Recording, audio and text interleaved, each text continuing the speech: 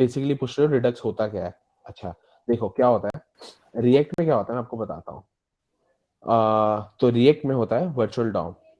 तो virtual Dom में is a tree like structure. जैसे आप अभी डॉम पढ़ रहे हो ना, जैसे आपने डॉम पढ़ा, डॉम में हमने क्या सीखा था लास्ट वीक? डॉम में होता है HTML की ट्री लाइक रिप्रेजेंटेशन एक ऑब्जेक्ट में कन्वर्ट हो जाती है, जिसे हम डॉम बोलते हैं।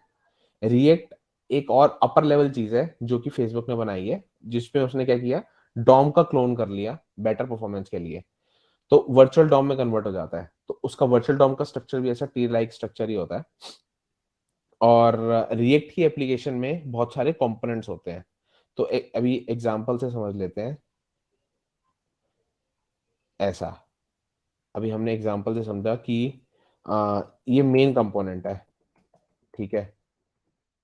मतलब कि रिएक्ट में जो हम कोड लिखते हैं, वो सारा कंपोनेंट एक स्मॉलेस्ट फॉर्म होती है रिएक्ट में, ठीक है। ये इसको ले लेते हैं कंपोनेंट C1, इसको ले लेते हैं कंपोनेंट C2, इसको ले लेते हैं कंपोनेंट C3, इसको ले लेते हैं कंपोनेंट C4। अब हमने क्या बोला कि रिएक्ट में भी एक ट्री लाइक स्ट्रक्चर में हम कोड लिखते हैं, और पेरेंट ये 2 ब्रांचेस निकल आई। जैसे भी आप ट्री पढ़ रहे हो ना, समझ लो हमारे पास ये एप्लीकेशन बनानी है हमें, और ये हम सबसे पहले एक बेस कंपोनेंट बनाएंगे। हमने बोल दिया कि सबसे पहले हम एक बेस कंपोनेंट बनाएंगे जिसमें हम सब कुछ डालने वाले हैं। तो ये रहा हमारा बेस कंपोनेंट, ठीक है। उसके अंदर हमने क्या बोला, एक्स्ट्रा क्या बना रहे हैं हम, ऐसे बनाएंगे, इसमें हम बनाएंगे ऐप हेडर कंपोनेंट बोल देते हैं ऐसे। कंपोनेंट में हम 2 और कंपोनेंट में तोड़ सकते हैं इसको।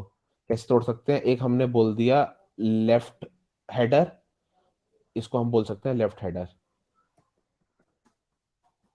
और इसको हम बोल सकते हैं राइट हेडर,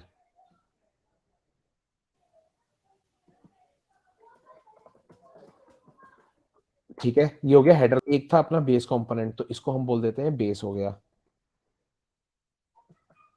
फिर उसके अगर इसे अगर हम ऐसे बोलें तो इसे हमने बोल दिया हेडर कंपोनेंट। और हमने क्या बोल दिया, हेडर के 2 चाइल्ड हैं, तो एक है लेफ्ट कंपोनेंट और एक है राइट कंपोनेंट। लेफ्ट कंपोनेंट और एक है राइट कंपोनेंट। ऐसे ही पूरी एप्लीकेशन टूटती है रिएक्ट में। अगर आप बना रहे हो एक एप्लीकेशन, तो इसे कैसे बनाओगे? इसके नीचे मेरे ख्याल से आप बनाओगे बॉडी कंपोनेंट एक बना दोगे, और बॉडी के अंदर एक नीचे आप डाल सकते हो ये वाला क्वेश्चन के लिए कंपोनेंट डाल सकते हो, है ना। ऐसा कुछ कर सकते हो अगर आप बनाओगे इसको। तो इसको आप बोल दोगे बॉडी कंपोनेंट है। इसको भी आप 2 कंपोनेंट में तोड़ सकते हो, ऐसे ऐसे इसको अलग कंपोनेंट तोड़ सकते हो, इस इस क्वेश्चन कंपोनेंट को भी और तोड़ सकते हो, है ना। और इस बॉडी के अंदर एक क्वेश्चन कंपोनेंट आ सकता है, इसमें आ सकता है input component, output example component, ऐसे ट्री लाइक स्ट्रक्चर बनता है। अब होता क्या है, तो ये तो थी रिएक्ट, ये तो समझ में आ गया कि रिएक्ट की एप्लीकेशन दिखती कैसे है। Actually होता क्या है, अब ये जो कंपोनेंट समझ रहे हो ना, इस कंपोनेंट में ना 2 चीजें होती हैं। एक होता है props. Props parent to child जाता है। मतलब समझ लो मेन कंपोनेंट के पास कोई डेटा है, तो हमने चाइल्ड में भेजा तो हम प्रॉप्स के फॉर्म में भेजते हैं। या हेडर कंपोनेंट के पास कोई डेटा है, हमने चाइल्ड में भेजा तो हम प्रॉप्स के फॉर्म में भेजते हैं। और कंपोनेंट के पास एक डेटा होता है, उसे बोलते हैं स्टेट। इसके अंदर के डेटा को स्टेट, मतलब ये 2 मेन चीजें होती हैं। अभी ज्यादा कंफ्यूज मत हो, अभी जहाँ अभी आप जावास्क्रिप्ट कर रहे हो तो उसी पे ज्यादा ध्यान देते हैं।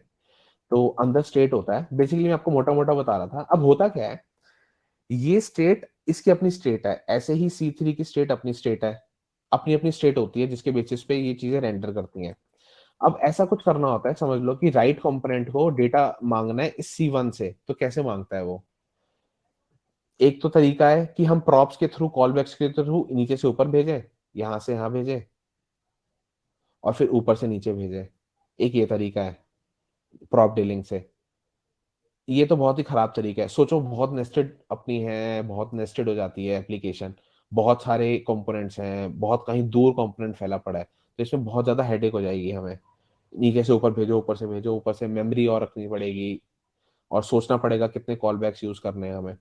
तो बेसिकली इस प्रॉब्लम को सॉल्व करने के लिए रिडक्स आती है पिक्चर में। रिडक्स क्या बोलती है, कि मैं स्टोर ना कहीं दूर बना के रख दूंगी, स्टोर।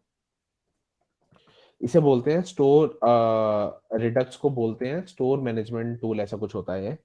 तो बेसिकली रिडक्स स्टोर अपना अलग बना देती है, और किसी को रिडक्स में डेटा रखना होता है तो ये ऐसे रख देते हैं, हम कंपोनेंट से फेंक दिया डेटा रिडक्स में, और किसी को फेच करना है तो सीधा यहाँ से फेच कर लेगा, इसको फेच करना है तो यहाँ से, तो ये सिंपल हो जाता है। स्टोर अलग होता है, ये इसका लेना देना नहीं है लोकल स्टोरेज और सेशन स्टोरेज से, इसका स्टोर अलग होता है। इस पे होता है डिस्पैच, इस पे होता है रिड्यूसर, इस पे हमें जानता है मैप स्टेट टू प्रॉप्स और मैप डिस्पैच टू प्रॉप। बस इतने ही क्वेश्चन हैं रिडक्स के, और ये पूछे जाते हैं